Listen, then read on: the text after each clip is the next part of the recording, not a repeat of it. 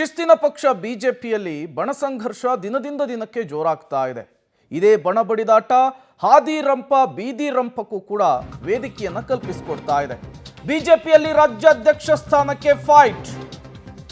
ವಿಜಯೇಂದ್ರ ವಿರೋಧಿ ಬಣದಿಂದ mega plan.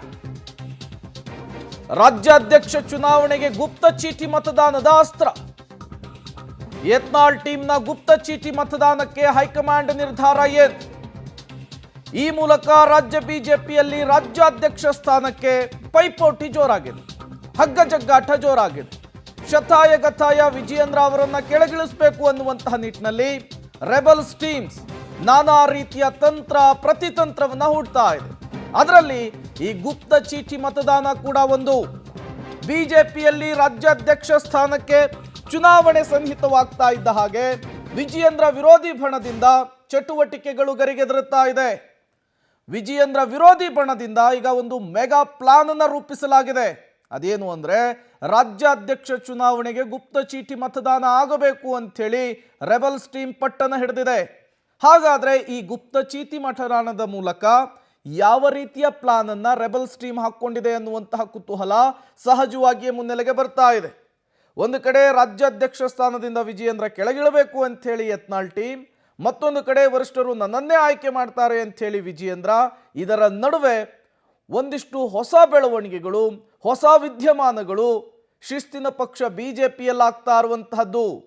Yatnal ಟೀಮ್ನ ಗುಪ್ತ ಚೀಟಿ ಮತದಾನಕ್ಕೆ ಹೈಕಮಾಂಡ್ ಅಸ್ತು ಅನ್ನುತ್ತಾ, ಒಂದು ವೇಳೆ ವರಿಷ್ಠರು ಅಸ್ತು ಅಂದಿದ್ದೇ ಆದರೆ ಅದಕ್ಕೆ ವಿಜಯೇಂದ್ರ ಅವರ ಕೌಂಟರ್ ಅಟ್ಯಾಕ್ ಹೇಗಿರುತ್ತೆ? ಈ ರೀತಿಯ ಹಲವು ಪ್ರಶ್ನೆಗಳು ಸಹಜವಾಗಿಯೇ ಮುನ್ನೆಲೆಗೆ ಬರ್ತಾ ಇದೆ.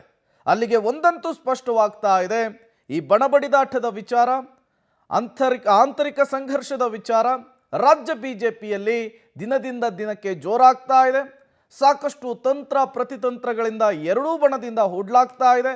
ಈಗ ಮತ್ತೊಂದು ಹೆಜ್ಜೆಯನ್ನ ಯತ್ನಾಳ್ ಟೀಮ್ ಮುಂದಿಟ್ಟಂತೆ ಕಾಣಿಸ್ತಾ ಇದೆ.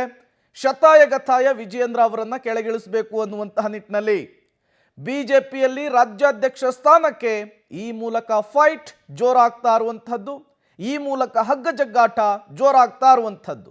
ಶತಾಯಗತಾಯ ವಿಜಯೇಂದ್ರ ಅವರನ್ನ ಕೆಳಗಿಳಿಸುವಂತಹ ನಿಟ್ಟಿನಲ್ಲಿ ನಾನಾ ರೀತಿಯ ಲೆಕ್ಕಾಚಾರವನ್ನು ಹಾಕೊಂಡು ಈಗ ಯತ್ನಾಳ್ ಟೀಮ್ ಹೊಸ ಅಸ್ತ್ರವನ್ನ ಪ್ರಯೋಗಿಸಿದೆ.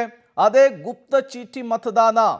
ಗುಪ್ತ ಚೀಟಿ ಮತದಾನ ಅಂದ್ರೆ ಯಾರು ಯಾರಿಗೆ ವೋಟ್ ಹಾಕಿದ್ರು ಅನ್ನೋದೇ ಗೊತ್ತಾಗಲ್ಲ.